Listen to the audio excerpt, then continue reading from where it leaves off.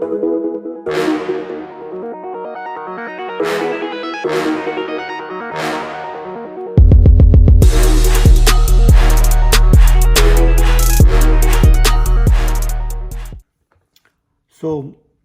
the question is, how would I defend Christianity? How would I defend the Bible? Well, I think, the Bible speaks for itself.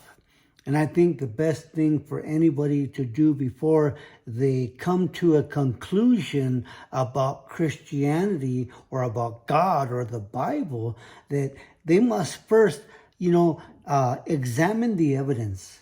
Not just run with a belief or because somebody said or somebody told them, but understand the Bible, it's accurate. It's an accurate view of reality, of the things that are going on every day in our world. See, there's a spiritual world in which we don't see, and it manifests throughout humanity. And thus we have the evil in the world. But as God says in the book of Romans, that, the evidence is there in his creation. As the psalmist said, the heavens declare his handiwork. You ever see a bird out of breath? But yet he's soaring in the sky and up there for minutes on time and just flying around. And then he lands.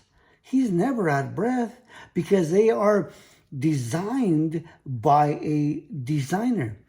Thus, a bird, not like us, we breathe and we must let out carbon dioxide. But a bird has like this exhaust system built into his lungs where he breathes the oxygen, and through the backside of that exhaust, which I call it, is letting out the carbon dioxide. See, wherever there's great design, there's got to be a designer.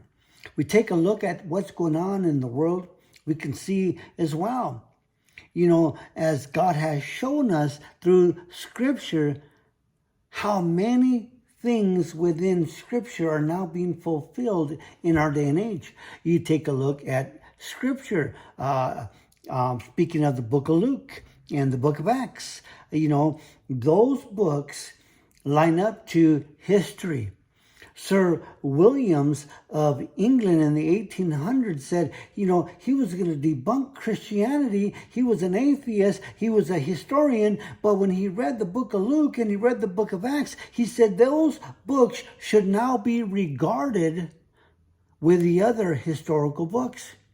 We got so many things in this world that God has made for us. The evidence is there. But we got to come to God with an open mind.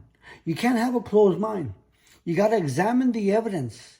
You got to examine the evidence because things are there for you and I because God placed them there long, long time ago.